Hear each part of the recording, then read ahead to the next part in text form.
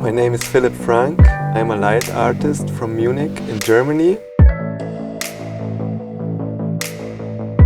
I like to create art in nature. I think she's the most inspiring artist I have ever met.